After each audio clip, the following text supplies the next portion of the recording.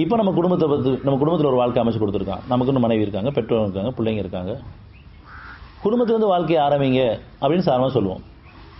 ஆனால் நம்ம எப்படி ஆரம்பிக்கிறோம்னு சொன்னால், குடும்பத்தார நான் என்ன விஷயம் தெரிஞ்சுக்கிட்டேனோ அதை அவங்கள்ட்ட சொல்லி உடனே அவங்க அதை ஃபாலோ பண்ணணும். நான் ஃபாலோ பண்ண மாட்டேன்.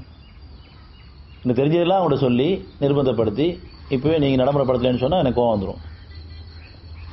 குடும்பத்தில் வாழ்க்கை எப்படி ஆரம்பிக்கணும்னு சொன்னால், அவங்கள எல்லாத்தையும் பொறுத்து செஞ்சு மன்னிக்கிறது தான் வாழ்க்கை ஆரம்பிக்குது.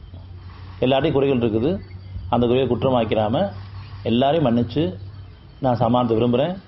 என் குடும்பத்தாரையும் என்னையும் நான் இறைவன்கிட்ட பொறுப்பேற்படுத்துகிறேன். அவங்களுடைய குறைகளுக்காக நிறைவேற்றுறேன், என்னுடைய குறைகளுக்காக நிறைவேற்றுறேன்.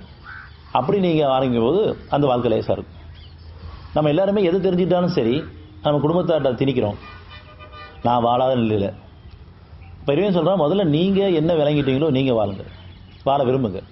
அந்த வாழ்க்கையை பார்த்து அவங்க ஒரு முன்னுதாரணமாக அவங்களுக்கு வாழ்க்கை அமையும். இந்த பாதையை விரும்ப ஆரம்பிப்பாங்க. காரணம், நம்முடைய குணக்கேடு அவங்களுக்கு தெரியும். இந்த பாதைக்கு வந்ததுக்கப்புறம் என்னுடைய சீர்திருத்தத்தை நான் கவனிக்கிறேன். என்னுடைய கோப குணம், என்னுடைய வேகமான பேச்சு, சத்தமான பேச்சு, அதிகாரமான பேச்சுக்கள்,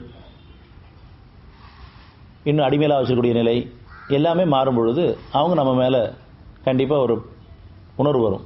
இவங்க போகிற பாதை சரியான பாதை தான், இதுக்கு முன்னாடி இந்த மாதிரி இவங்க இல்லை, இப்போ நிறைய மாற்றுக்குது, நானும் உங்களோட வரேன்னு சொல்கிற அளவுக்கு இறைவன் அந்த உணர்வு கொடுத்துருவோம். ஏன் நன்மைக்குள்ள நன்மை வரப்போகுது. ஆனால் இன்றைக்கி நம்ம இருக்கிற நிலைமை, நம்முடைய நடவடிக்கைகள், நம்முடைய செயல்பாடுகள், நம்முடைய பேச்சு, நம்முடைய எண்ணத்தெல்லாம் பார்த்தோன்னு சொன்னால் நம்ம குடும்பத்தை விரண்டு ஓடுற அளவுக்கு தான் இருக்குது. காரணம், நான் இன்னும் சத்தியத்தை உணர்ந்து வாழ்க்கையாக விரும்பாமல் மற்றவங்களுக்கு போதிக்க ஆரம்பிக்கிறேன். இதுதான் இதுக்கு முன்னாடி பண்ணிகிட்டு இருந்தோம். எல்லா வகையிலையும் எதை கேட்டாலும் சரி ஊருக்கு உபதேசம் பண்ணிடுவோம்.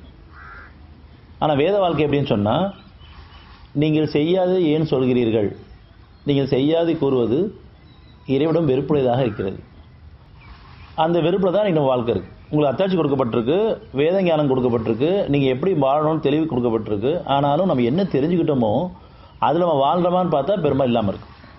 தெரியாத விஷயங்களுக்காக, நம்ம புரியாத விஷயங்களுக்காக நம்ம செய்கிற குற்றங்களை இவன் குற்றம் முடிச்சவே மாட்டான்.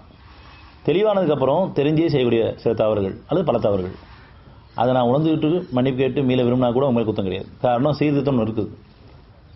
அந்த சீர்திருத்தமே இல்லாத போது நமக்கு சோதனை வருது. காரணம், நம்மளை மற்றவங்க நிர்பந்தப்படுத்துகிறோம், அதில் கஷ்டப்படுத்துகிறோம்.